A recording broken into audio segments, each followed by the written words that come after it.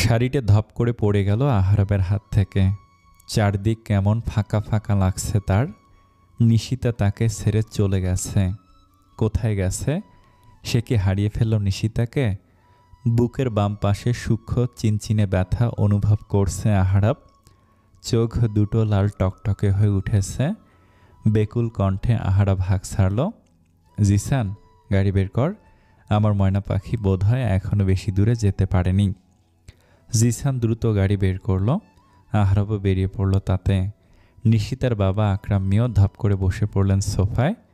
মেয়ের থেকে মোটেও এটা তিনি আশা করেননি। এবার নেওয়া হয়েছিল তো মেয়ের মতামত। সরাসরি তাকে জিজ্ঞেস করা হয়েছিল সে এই বিয়ে করতে চায় কি না। বিয়ে না করতে চাইলে তখনই সে না বলে দিতে পারত। তখন রাজি হয়ে এখন কেন এত নাটক শুরু করেছে কেন? আহারাব পাগলের মতো খুঁজে বেড়াচ্ছে নিশিতাকে।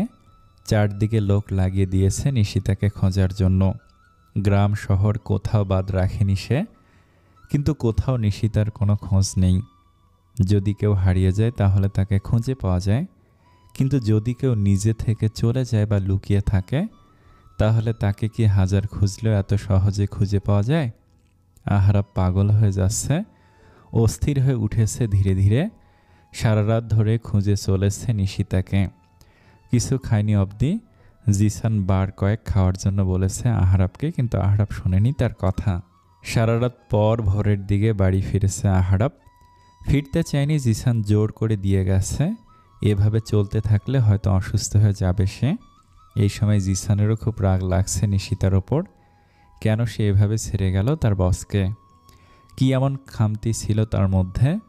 2 বছর আগে শাস্তি এভাবে না দিলেও পারত, অথবা রাজি করার ইচ্ছে যদি তার নাই থাকতো তাহলে তখন কেন বিয়েতে রাজি হলো? জিসান আহারাবকে বাড়িতে দিয়ে গেলেও বাড়ির ভিতরে ঢোকেনি সে। বাড়ির গাড়ি নিয়ে একা একাই বেরিয়ে পড়েছে নিশিতাকে খুঁজতে।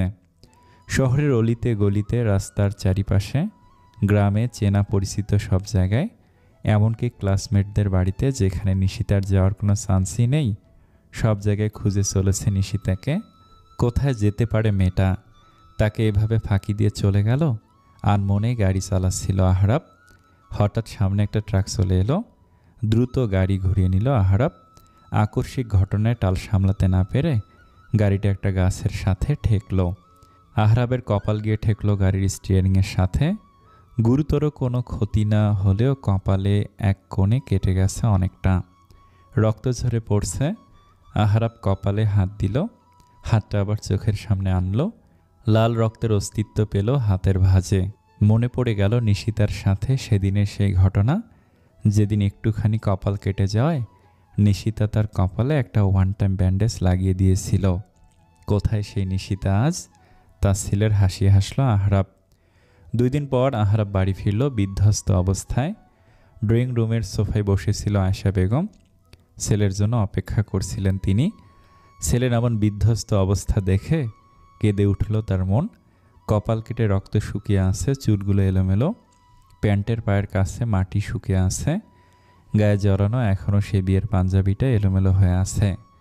আয়েশা বেগমকে দেখে আহারাব ছুটে এলো, হাঁটু গেড়ে বসে পড়ল তার পায়ের কাছে। আয়েশা বেগম হাত রাখলেন আহারাবের মাথার ওপর। ফুপিয়ে উঠল সে, বলল, ও চলে গেছে মা, আমাকে ছেড়েও চলে গেছে। মানছি আমি অন্যায় করেছি, সে অন্যায় শাস্তি কি আমাকে এখনও দেওয়া হয়নি? শান্ত হ বাবা, ভেঙে পড়লে চলবে না। কিভাবে শান্ত হব আমি? ও আমাকে ছেড়ে চলে গেছে। ওকে ফিরে আসতে বলো মা, ফিরে আসতে বলো। ওকে ছাড়া আমার নিজেকে বড্ড অসহায় লাগছে, দম বন্ধ লাগছে আমার, পাগল হয়ে যাচ্ছি আমি, বুকে অসম্ভব যন্ত্রণা হচ্ছে। ওকে আমার কাছে ফিরিয়ে এনে দাও না মা, না হলে আমি যে নিঃস্ব হয়ে যাব, বাঁচতে পারবো না আমি। শান্ত হ বাবা, তবে নিশিতা ফিরে আসবে। সত্যি আসবে মা? আমার নিশিতা আমার কাছে ফিরে আসবে? হ্যাঁ আসবে। একটু থামলো আয়েশা বেগম। ছেলের এমন বিধ্বস্ত অবস্থা সহ্য করতে পারছে না সে। মনের মধ্যে কেঁদে উঠছে বারবার। আয়েশা বেগম শান্ত কণ্ঠেই বলল, নিশিতা তোর রুমা খালার বাসায় আছে। অবাক হলো আহারাব। উঠে দাঁড়ালো সে। সেই বিধ্বস্ত অবস্থাতেই বেরিয়ে গেল বাড়ি থেকে। কি? কেন? তার মা কিভাবে জানে নিশিতা কোথায় আছে? কোনো প্রশ্ন করার কথাই মাথায় আসেনি তার। এই মুহূর্তে তার মাথায় শুধু একটাই চিন্তা, নিশিতার কাছে যেতে হবে, দ্রুত যেতে হবে। সে কিছুতে হারাতে পারবে না নিশিতাকে। মূলত আয়েশা বেগমই সরিয়েছিলেন নিশিতাকে। তিনি 2 বছর আগে যে ভুলটা করেছিলেন, এবার আর সেই ভুল করতে চাননি। আগেরবার তার করা একটা ভুলের কারণে মেয়েটাকে কম ভুগতে হয়নি, তাই তিনি আগে নিশ্চিত হতে চেয়েছিলেন আহরাব কি সত্যি ভালোবেসে বিয়ে করতে চাইছে নিশিতাকে, নাকি মোহের বশে এত পাগলামি করছে সে। এর জন্য একটু কয়দিন সময় চেয়েছিল, কিন্তু আহরাব তখন সময় দিতে নারাজ ছিল। আর আয়েশা বেগমও ফের আবার নিশিতার জীবন নিয়ে কোনো অনিশ্চয়তার মধ্যে থাকতে চাননি, তাই নিশিতাকে পাঠিয়ে দিয়েছিল দুঃসম্পর্কের এক বোনের বাড়িতে। কিন্তু আহরাবের বিধ্বস্ত অবস্থা দেখে আর চুপ থাকতে পারেননি সে। আর তাছাড়া আহরাবের অবস্থায় সে এখন নিশ্চিত আহরাব ভালোবাসে নিশিতাকে, ভীষণ ভালোবাসে। নিশিতার ভবিষ্যৎ নিয়ে আর কোনো সংশয় আর রইল না আয়েশা বেগমের মনে। নিশিতা চুপচাপ হাঁটু মুড়ে বসেছিল তার জন্য বরাদ্দকৃত রুমে। নিশিতাকে পেয়ে রুমা বেগম বেশ খুশি হয়েছেন। এত বড় একটা বাড়িতে একা থাকেন সে, ছেলেমেয়েরা সব দেশের বাইরে, সেখানে নিশিতা তার সঙ্গী হয়ে এসেছে, হোক না তা ক্ষণিকের। নিশিতার মনের ভিতর উথাল পাতাল, ভালো লাগছে না কিছুই। হয়তো নিজের রাগ অভিমানে চলে এসেছে সে, কিন্তু এভাবে চলে এসে কি ঠিক করেছে? সেও তো সেই আহরাবের মতোই কাজ করলো। তাহলে আহরাব আর তার মধ্যে পার্থক্য কোথায় রইল? সেও তো তাহলে আহরাবের দোষে সমান দোষী। নিশিতার ভাবনার মাঝেই রুমা বেগম টোকা মারলেন নিশিতার রুমের দরজায়। দরজাটা খোলাই ছিল। ঠোঁট টেনে জোরপূর্বক একটু হাসল নিশিতা, বলল, আসুন, ভিতরে আসুন আন্টি। না, ভিতরে আসবো না, তোমার সাথে একজন দেখা করতে এসেছে। অবাক হলো নিশিতা, তার সাথে আবার কে দেখা করতে এলো? সে যে এখানে, কারোর তো জানার কথা নয়। নিশিতা অবাক কণ্ঠে বলল, কে এসেছে আন্টি? এসেই দেখো। বাহুতে দোভাস করে ফেলে রাখা ওড়নাটা মাথায় চাপালো নিশিতা। ধীর পায়ে হেঁটে এলো ড্রয়িং রুমে। সামনে তাকাতেই চমকে উঠল সে। আহারাব বসে আছে। কেমন বিধ্বস্ত লাগছে লোকটাকে। এই 2-3 দিনেই কি হাল বানিয়েছে চেহারার। দেখে তো মনে হচ্ছে খাওয়া দাওয়া কোনোটাই করেনি ঠিকভাবে। নিশিতা অস্থির চিত্তে হু হু করে কেঁদে উঠল। নিশিতাকে দেখে উঠে দাঁড়ালো আহারাব, ছুটে গিয়ে জড়িয়ে ধরল তাকে। পাগলের মতো বার কয়েক চুমু খেলো নিশিতার মাথায়। করুণ কণ্ঠে বলল, এমন কেন করলে তুমি আমার সাথে? কেন এভাবে শাস্তি দিলে আমায়? একটু থামলো আহরাব, ছেড়ে দিল নিশিতাকে, হাত ধরে বলল, ফিরে চলো ময়না পাখি, এখন গিয়ে বিয়ে করব আমরা। আমি যাব না। পাগলামি করো না ময়না পাখি, অনেক পাগলামো করেছ, অনেক প্রতিশোধ নিয়েছ আমার ওপর। আমি যাব না। কেন যাবে না? আমি যতটা অন্যায় করেছি তার থেকে অধিক ফেরত দিয়েছ তুমি আমাকে। আমি 2 বছর আগে তোমার সাথে বিয়ে ভেঙেছিলাম, তুমিও আমার সাথে বিয়ে ভেঙে দিয়ে চলে এসেছো। ঠিক আছে, মেনে নিয়েছি আমি। তুমি কখনো আমার পিছনে ঘোরোনি, আমি ঘুরেছি কুকুরের মতো। আর বারবার প্রত্যাখ্যান করেছ তুমি, বারবার অপমান করেছ আমাকে। সব মেনে নিয়েছি আমি। আমি তোমাকে না দেখে বিয়ে ভেঙে দিয়েছিলাম, আর তুমি আমার সামনে বিয়েতে রাজি হয়ে বিয়ের ঠিক আগে পালিয়ে গিয়েছ। এখনও কি আমাকে তোমার শাস্তি দেওয়া শেষ হয়নি? শেষ হয়নি তোমার প্রতিশোধ নেওয়া? এবার দয়া করে বন্ধ করো এই প্রত্যাখ্যান খেলা। আমি আর নিতে পারছি না, প্লিজ। নিশিতা একটু থমকালো, চেয়ে রইল আহরাবের মুখ পানে। চোখে তার টলটল করছে পানি। একটু ছুঁয়ে দিলেই হয়তো ঝরে পড়বে। ছেলেরা নাকি কাঁদে না, কিন্তু আহরাব কাঁদছে। এই বয়সে এসেও সে তার শক্তপোক্ত ব্যক্তিত্ব ভেঙে কাঁদছে। নিশিতা আর না করতে পারল না। এরপর না বললে হয়তো একটু বেশি বাড়াবাড়ি হয়ে যাবে। নিশিতার কোমল মন গলে গেল। সত্যি তো কম হয়নি প্রতিশোধ নেয়া। আর কত প্রতিশোধ নিবে সে? এতটা নির্দয় হতে পারবে না নিশিতা। আহরাবের হাতের ভাঁজে রাখা হাতটা দিয়ে শক্ত করে ধরল আহরাবের হাতটা। শান্ত কণ্ঠে বলল, চলুন। হাতের উল্টো পিঠে চোখ মুছল আহরাব। প্রাপ্তির হাসি হেসে ফিরে তাকালো রুমা বেগমের দিকে, বলল, আমার ময়না পাখিকে দেখে রাখার জন্য ধন্যবাদ খালা। রুমা বেগম মুচকে হাসলেন, বললেন, আজ 2 জনকে বিদায় দিচ্ছি, 3 জন হয়ে আবার ফিরে এসো। না হয় আমি কিন্তু আমার ঘরে তুলব না তোমাদের। মৃদু হাসলো আহরাব। নিশিতার দিকে তাকিয়ে বলল, সে নিয়ে আপনি একদম চিন্তা করবেন না, সে দায়িত্ব আমার। 3 জন না, পুরো ফুটবল টিম নিয়ে আসবো আপনার বাড়িতে। লজ্জা পেল নিশিতা। 2-3 দিনের এত কিছুর পর দেখা হলো তাদের। এমন সময়েও এই লোকের মুখে এত অসভ্য মার্কা কথা আসে কিভাবে? এলোমেলো দৃষ্টি ফেলে নিশিতা বলল, আগে বিয়ে হোক তারপর। আহরাব ভুরু কুঁচকে তাকালো নিশিতার দিকে। সন্দিহান কণ্ঠে বলল, তুমি কি আবার পালানোর চিন্তা করছো নাকি? নিশিতা তাকালো আহরাবের দিকে, বলল, আপনি যাবেন নাকি এখানেই থেকে যাব আমি? না না না, এখনই যাব। খালা যাচ্ছি আমরা, দোয়া করবেন কিন্তু। রুমা বেগম হেসে বললেন, ঠিক আছে। নিশিতাকে নিয়ে আহরাব বাড়ি ফিরল না, সোজা গেল কাজী অফিসে। বাড়ির সবাইকেও খবর দিয়েছে সেখানে আসার জন্য। আহরাব যে জামা কাপড়ে ছিল সেই জামা কাপড়ই বসলো কাজী অফিসে বিয়ে করতে। নিশিতা বলল, আগে আমরা বাড়িতে যাই, তারপর না হয় যা হবার হবে। আহরাব শান্ত দৃষ্টিতে তাকালো নিশিতার দিকে, বলল, আবার পালানোর প্ল্যান আছে নাকি? না, আমি এবার আর পালাবো না, বাড়িতে চলুন। কাজী অফিসে যখন এসেছি তখন আগে বিয়ে করব, তারপর বাড়িতে যাব। নিশিতার বাবা মাও সায় দিল আহরাবের কথায়।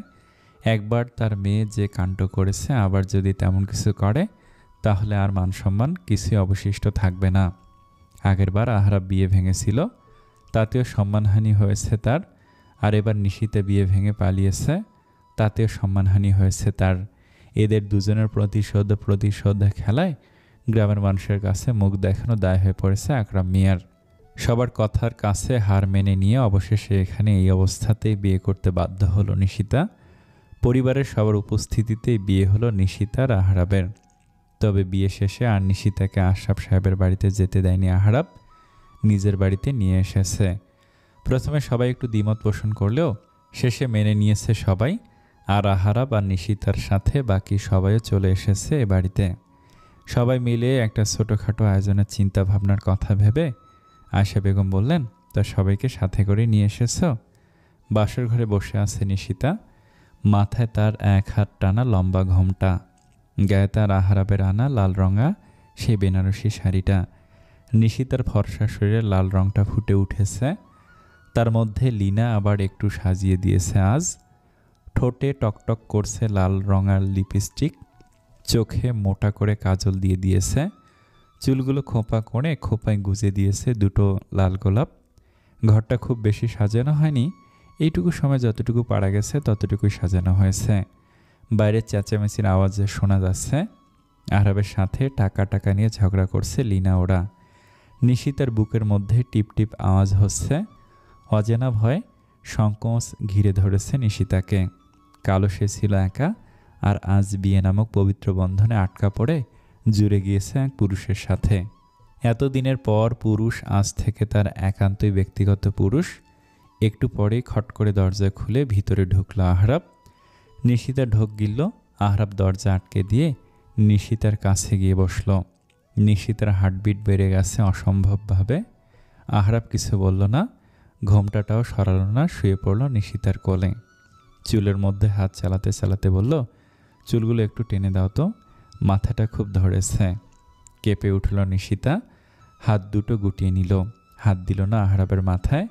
আহরাব নিশিতার হাতটা ধরে নিজের চুলের মধ্যে এনে দিতে দিতে বলল, স্বামীর কথা শুনতে হয় ময়না পাখি, আগে না হয় শত্রু ছিলাম, এখন তো আমি তোমার স্বামী।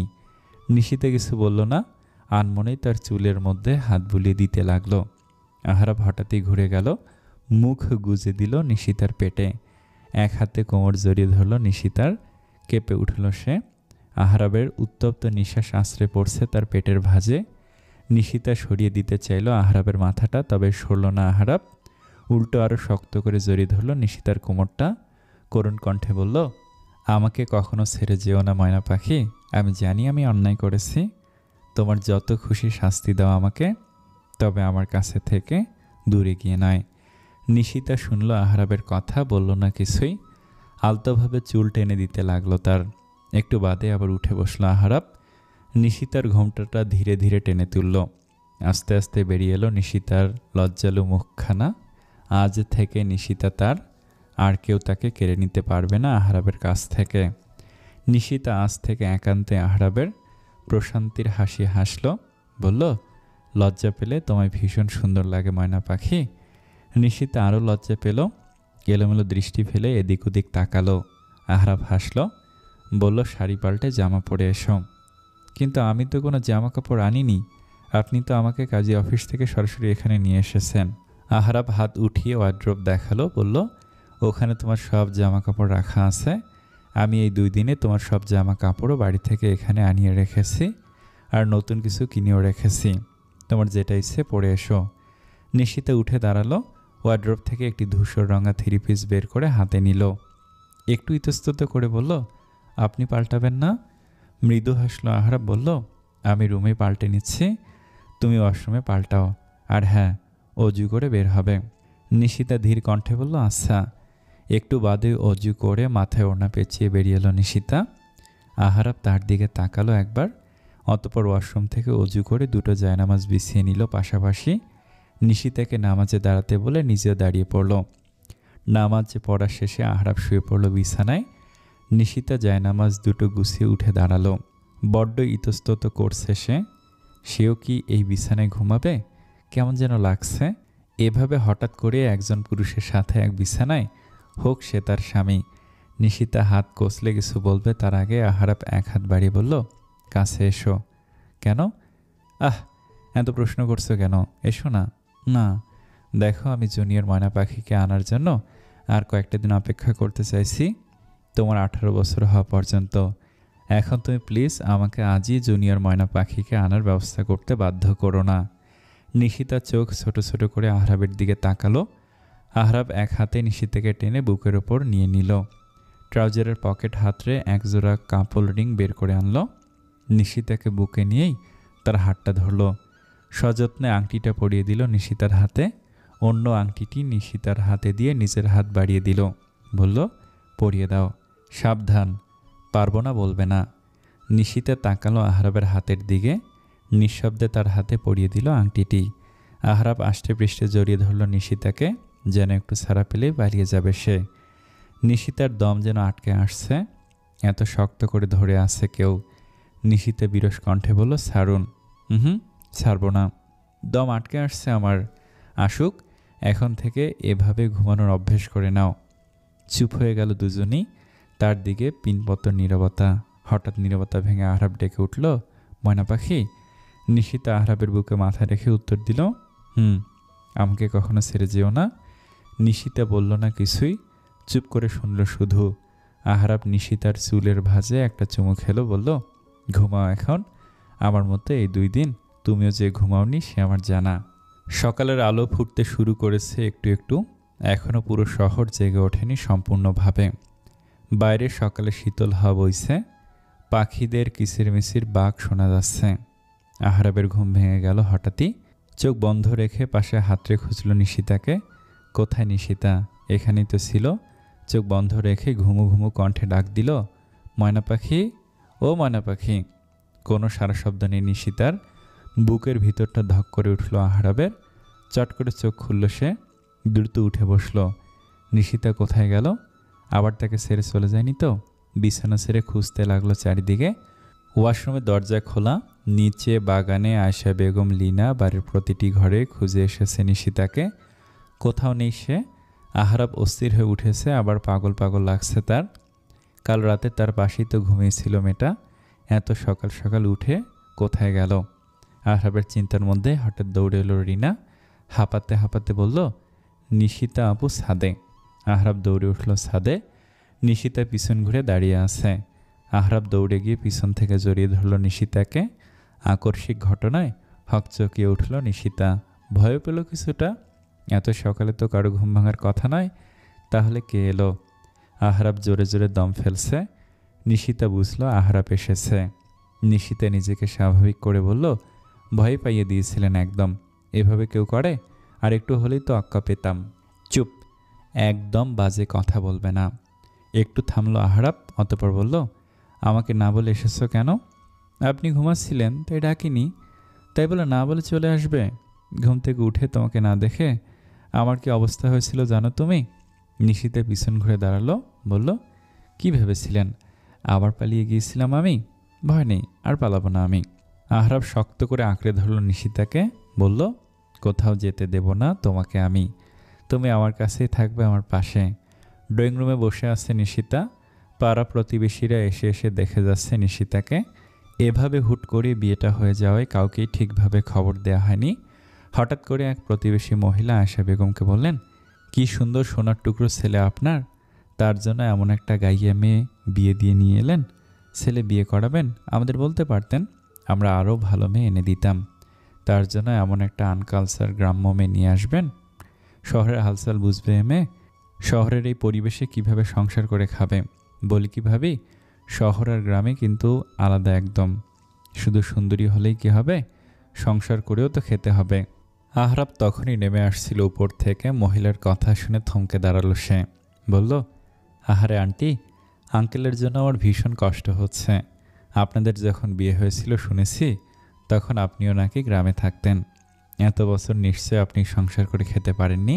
ইস, আঙ্কেলকে কি কষ্টটাই না পেতে হয়েছে এতদিন। আর হ্যাঁ আন্টি, নিশিতার বাড়ি গ্রামে হতে পারে, তবে ও 2 বছর ধরে ঢাকাতেই থাকে। তার চেয়ে বড় কথা, গ্রামের মেয়ে মানে গাইয়া, আনকালচার এমন নয়। তারা শুধু আপনাদের শহরের মেয়েদের মতো ছোট ছোট পোশাক পরে আর উচ্ছৃঙ্খলভাবে ঘুরতে জানে না। লজ্জায় অপমানে মহিলার মুখটা চুপসে গেল। আহরাব এগিয়ে গেল নিশিতার কাছে। সবার মধ্য থেকে হাত ধরে টেনে নিজের রুমে সে চলে গেল। নিশিতা লজ্জা পেল ভীষণ, চোরা চোখে এদিক ওদিক তাকালো। সবার মধ্যে থেকে এভাবে হাত ধরে টেনে নিয়ে আসার মানে কি? সবাই কি ভেবেছে, এই লোকের না হয় লজ্জা শরমের বালাই নেই, কিন্তু নিশিতা তো রয়েছে। রুমে এনে হাতটা ছেড়ে দিল আহরাব। দাঁতে দাঁত চেপে বলল, আমার ভালো কথারও তো চাটাং চাটাং উত্তর দিতে পারো, আর মানুষ যে অপমান করে তাদের কোনো উত্তর দিতে পারো না। মৃদু হাসল নিশিতা, বলল, আমার হয়ে মানুষের উত্তর দেওয়ার জন্য আপনি তো আছেন। আহরাব আর চোখে তাকালো নিশিতার দিকে। মেয়েটা কি মন থেকে কথাটা বলল নাকি তাকে তেল দিচ্ছে? বেশি ভাবল না আহরাব। পুরনো দৃষ্টিতে নিশিতার দিকে তাকিয়ে বলল, রেডি হয়ে নাও। কেন? আমি যাওয়ার পথে তোমাকে কোচিংয়ে ছেড়ে যাব। আমি কোনোভাবে চাই না এই বিয়ে, সংসার কোনো কিছু তোমার পড়াশোনার ওপর কোনোভাবে প্রভাব ফেলুক।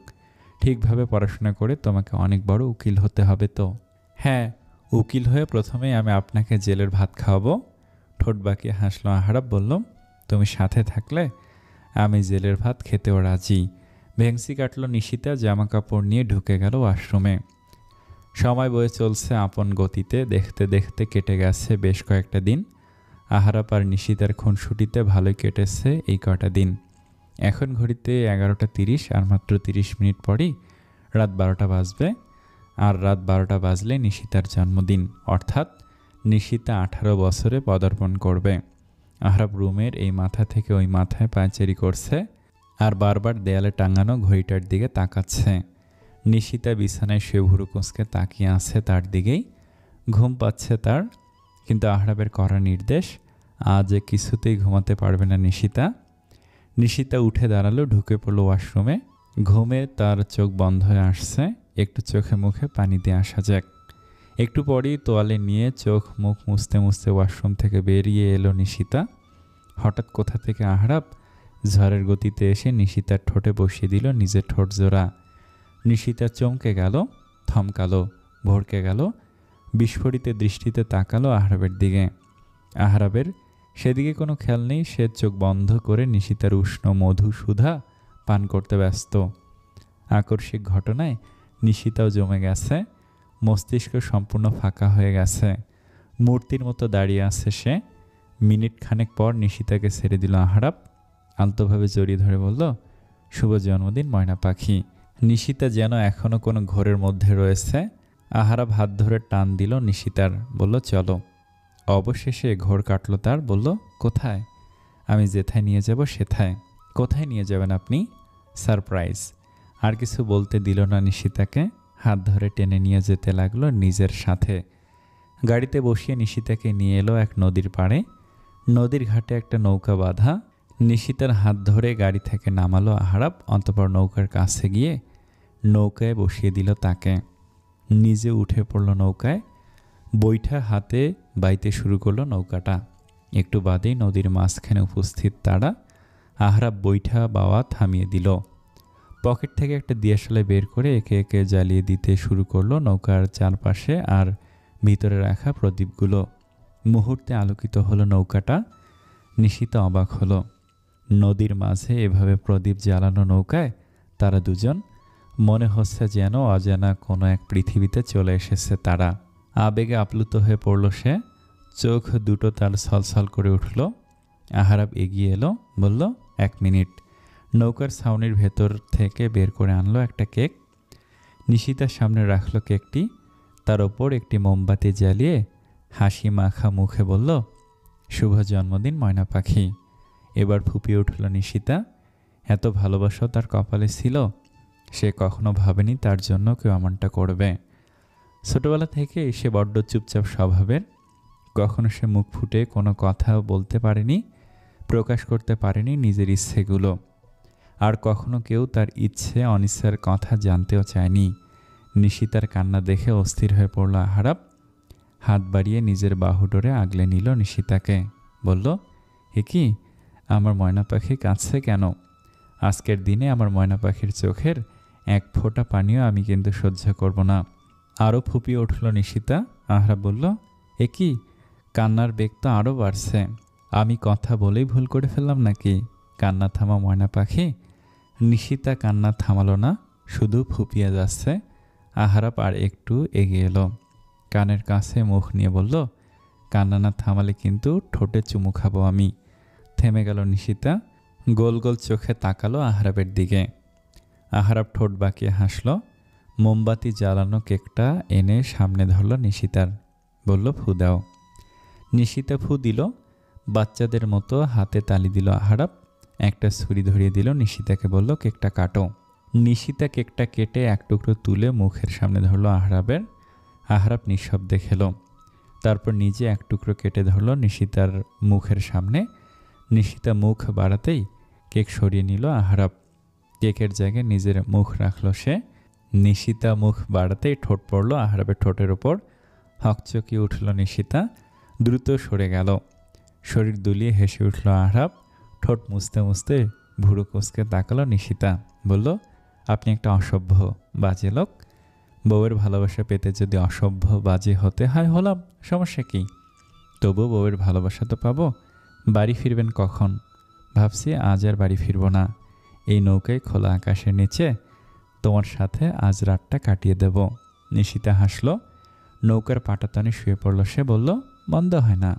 এমন একটা রাতের স্বপ্ন আমার বহুদিনের। আহারাব মুচকি হাসল। বৈঠা বেয়ে নৌকাটা নিয়ে আসলো পাড়ের দিকে।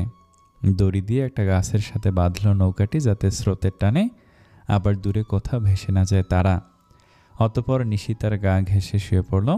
নিশিতা আকাশের দিকে তাকিয়ে আছে। খানিক বাদে শান্ত কণ্ঠে বলল, আজকের চাঁদটা ভীষণ সুন্দর, তাই না? তোমার থেকে না, পুরুষ মানুষ তেল দিতে ভীষণ পারদর্শী। সে তুমি যাই বলো, আমার কাছে এই পৃথিবীর সবচেয়ে সুন্দর তুমি। নিশিতা কিছু বলল না আর। আহারাব এক হাতে টেনে নিশিতাকে নিজের বুকের সাথে মিশিয়ে নিল। নিশিতা বাধা দিল না, মাথা রাখলো আহারাবের বুকে। নীরবতা ছেয়ে গেল দুজনের মধ্যেই। নিশিতা হঠাৎই ডেকে উঠল, এমপি সাহেব। আপনার এই ভালোবাসার মেয়াদ কতদিন? আজীবন। ভোরের আলো ফুটেছে, রোদে ভরে গেছে চারদিক। ব্যস্ত নগরী ব্যস্ত হয়ে পড়েছে। চারিদিক থেকে যানজট, কোলাহলের শব্দ শোনা যাচ্ছে। ঘুম ভেঙে গেল নিশিতার। আড়মোড়া হয়ে উঠে বসল সে। বিছানা থেকে নামতে গিয়ে তার খেয়াল হলো সে বিছানায়। সে বিছানায় এলো কিভাবে? সে তো কাল রাতে আহারাবের সাথে নৌকায় ছিল। সেখানে আহারাবের বুকে মাথা রেখে ঘুমিয়ে পড়েছিল। রুমের চারিদিকে চোখ বুলিয়ে দেখল আহারাব কোথায়। তাকেও তো কোথাও দেখা যাচ্ছে না। হয়তো কাল রাতে সেই নিয়ে এসেছে। আর ভাবল না নিশিতা। ওয়াশরুমে ঢুকে গেল ফ্রেশ হতে। চোখে মুখে পানি দিতে চোখে পড়ল ওয়াশরুমের আয়নায়। আঁতকে উঠল নিশিতা। গলায় এগুলো কিসের দাগ? নিশিতা খুঁটিয়ে খুঁটিয়ে দেখতে লাগলো দাগগুলো। গলায় ঘাড়ে 4-5টা দাগ। ফর্সা শরীরে দাগগুলো লাল লাল হয়ে আছে। হঠাৎ কিছু একটা ভাবতেই চোখ বড় বড় হয়ে গেল নিশিতার। ফুঁসতে ফুঁসতে বেরিয়ে এলো ওয়াশরুম থেকে। এসে দেখে আহারাব শুয়ে আছে বিছানার উপর। নিশিতা কটমট করতে করতে বিছানার কাছে গেল। গলার দিকে আঙ্গুল তাক করে দাঁতে দাঁত চেপে বলল, এগুলো কি? দুষ্ট হাসি দিল আহারাব, বলল, বাইট দিয়েছি আমি। কেন দিয়েছেন? বারে, আমার বউকে আমি বাইট দেবো না তো কে দেবে শুনি? আর কমই তো দিয়েছি। আমার কত স্বপ্ন ছিল বিয়ের পর বউয়ের সারা শরীরে বাইট দিয়ে ভরিয়ে রাখবো। বুড়ো বয়সে ভীমরতি, বুড়োরা কচি বউ পেলে একটু বেশি রোমান্টিক হয়ে যায়, তুমি জানো না? নিশিতা হাতের কাছের বালিশটা ছুঁড়ে মারল আহরাবের গায়ে, বলল অসভ্য। অতঃপর হনহন করে বেরিয়ে গেল রুম থেকে। শীত পড়তে শুরু করেছে, যদিও হাড় কাঁপানো শীত এখনও পড়েনি। আহরাব বসে আছে নিজের অফিস রুমে। জিসানটাও যেন কোথায় গেল। নিশিতা এখন কোচিংয়ে, না হয় কল করে কতক্ষণ বিরক্ত করা যেত। তারও কোনো উপায় নেই। আজ অফিসে কাজবাজ তেমন নেই, বিরস মুখে বসে আছে আহরাব। দুপুর টাইম এখন, অফিসেও তেমন মানুষ নেই। একটু পরপর মোবাইলে সময় দেখছে কখন 2টা বাজবে আর নিশিতাকে নিয়ে বাড়িতে যাবে। হঠাৎ একজন কর্মী এসে খবর দিল, স্যার, মিসেস মিজান এসেছে। আহরাব বিরক্ত হলো। এই মহিলা একটা জায়গার জন্য তার পিছনে ঘুরছে অনেক দিন ধরে। শহরের নামকরা ব্যবসায়ী মিজান রহমান, তার স্ত্রী সাবিনা। মীরা জায়গাটার জন্য প্রথম দিকে ঘুরেছে অনেক, নিজে না পেরে এখন স্ত্রীকে পাঠাচ্ছে। ভেবেছে মহিলা পাঠালে গলে যাবে আহরাব। মাঝে মাঝে মিজান রহমানকে দেখে অবাক হয়ে যায় সে। কিভাবে একজন পুরুষ হয়ে নিজের স্ত্রীকে অন্য পুরুষের কাছে পাঠায় সামান্য একটা জমির ব্যাপারে। রাগও ওঠে ভীষণ, তবে তাদের ব্যক্তিগত ব্যাপার ভেবে বলে না কিছুই। এর আগে যে কয়বার এই মহিলার সাথে কথা হয়েছিল সে কয়বারই সাথে ছিল জিসান। জিসানটাও নেই এই সময়। আহরাব বারণ করে দিল কর্মীকে, বলল আমি এই মুহূর্তে কারোর সাথে দেখা করতে পারবো না। কিন্তু মহিলাও নাসরবান্দা, সেও আহরাবের সাথে দেখা না করে কিছুতেই যাবে না। আহরাব পড়েছে মহাবিপাকে। এইসব মহিলাদের সাথে না আছে তার কথা বলার ইচ্ছে আর না রুচিবোধ। জিসানও আসছে না, আর নিশিতারও কোচিংয়ে ছুটি হওয়ার সময় হয়ে এসেছে। আহরাব এক প্রকার বিরক্ত হয়ে বলল, তাকে পাঠিয়ে দাও ভিতরে। মিসেস মিজান এলো ভিতরে। পরনে তার হালকা গোলাপি রঙা পাতলা ফিনফিনে শাড়ি, সাথে স্লিভলেস ব্লাউজ। ছোট ছোট চুল কাঁধের ওপরে পড়ে আছে, ঠোঁটে গোলাপি রাঙা লিপস্টিক। মনে হচ্ছে যেন কোনো ফ্যাশন শো করতে এসেছে এখানে। আহরাব তার দিকে তাকালো না একবারও। মিসেস মিজান আহরাবের পাশের চেয়ারটা টেনে বসতে নিলে আহরাব গম্ভীর কণ্ঠে বলল, ওপাশে আরও অনেক চেয়ার আছে। মিসেস মিজান অপমান বোধ করলেন, তবু টুটা শব্দ করল না। হাসি মুখে বসলো অন্য চেয়ারে। বসতে বসতে বললেন, আমাকে নিশ্চয় মনে আছে? ভুলে যাওয়ার তো কোনো কারণ দেখছি না। হ্যাঁ ঠিক, তাহলে তো অবশ্যই বুঝতে পারছেন আমি এখানে কেন এসেছি। দেখুন মিসেস মিজান, আপনি যে জায়গাটার জন্য এসেছেন সেটা আমি আপনাদের কাছে কিছুতেই দিতে পারি না। সেখানে একটা বস্তি রয়েছে, হাজার হাজার মানুষের মাথা গোজার ঠাঁই ওই বস্তি। আমি কিছুতেই তাদের মাথা গোজার ঠাঁই কেড়ে নিতে পারি না। টাকা পেলে মানুষ সব পারে।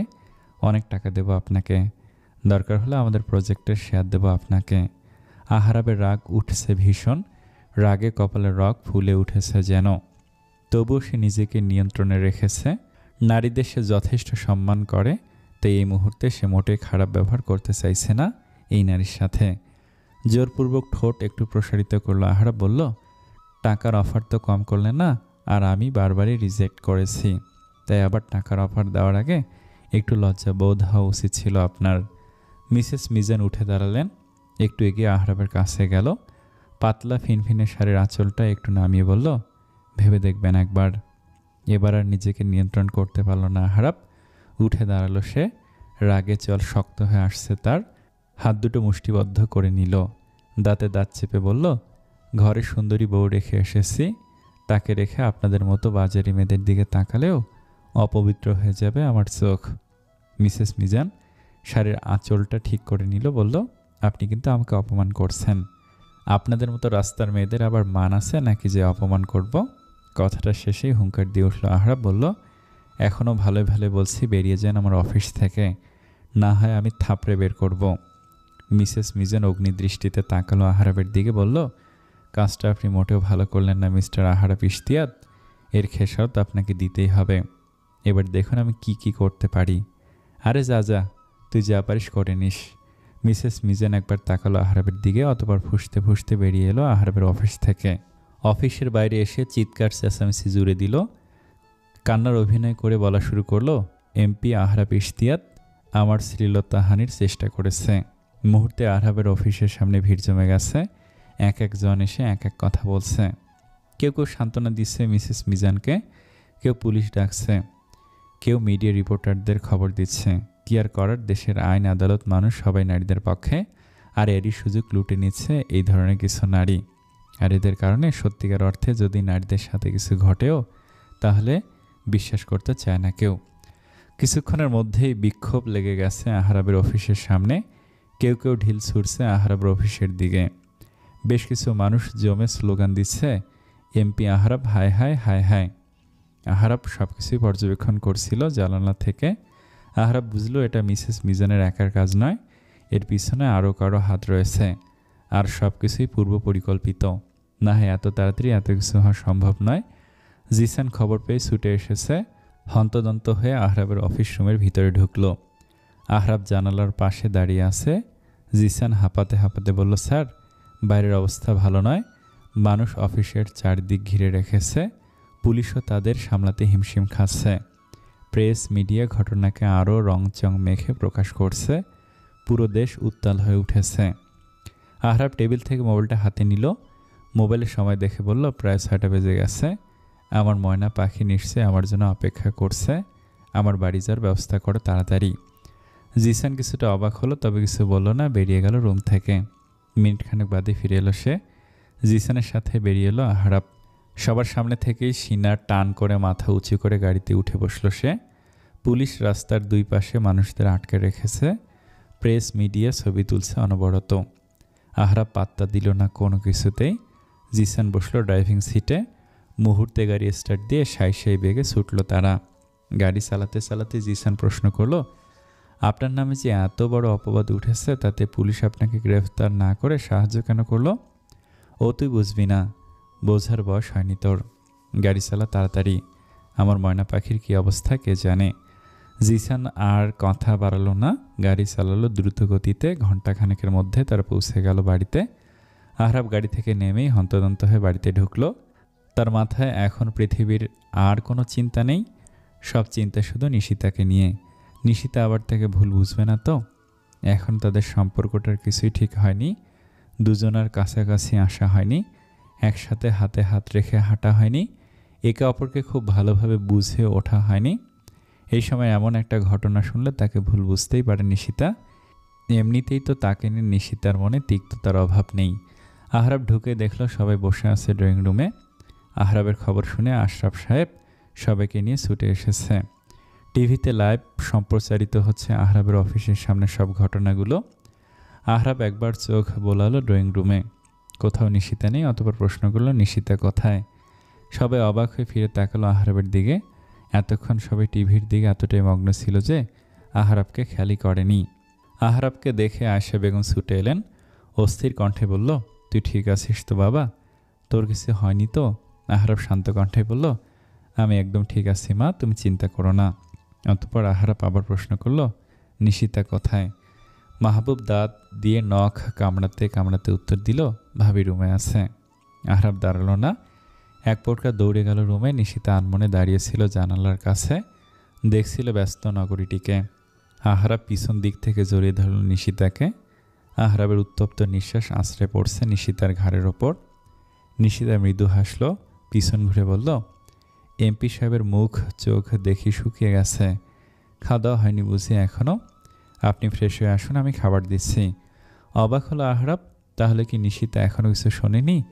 নিশিতা পা বাড়ালো সামনের দিকে। আহরাব হাত টেনে ধরলো তার, বলল, ময়না পাখি, তুমি প্লিজ আমাকে ভুল বোঝো না।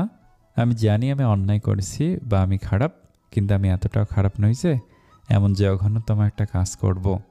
নিশিতা ভুরু কুঁচকে তাকালো আহরাবের দিকে, বলল, আমি আপনাকে ভুল কেন বুঝবো?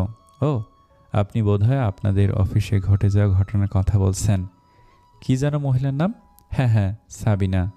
একটু থামলো নিশিতা, এগিয়ে এলো আহরাবের সামনে, তার বুকে মাথা রেখে বলল, আমার এমপি সাহেব চাইলে আমাকে শুয়ে দিতে পারে, সেখানে পরনের প্রয়োজন পড়ে না। তার ওপর আবার সেই নারী যদি হয় অমন পটলের মতো। চোখগুলো কেমন টিভিতে দেখে মনে হচ্ছিল ওই কিরণমালা নাটকের কটকটির দ্বিতীয় ভার্সন। হেসে উঠল আহরাব, কিছুটা স্বস্তি পেল। পরম আবেশে নিজের বুকে আগলে নিল নিশিতাকে। চুলের ভাঁজে চুমু খেয়ে বলল, ভালোবাসি ময়না পাখি।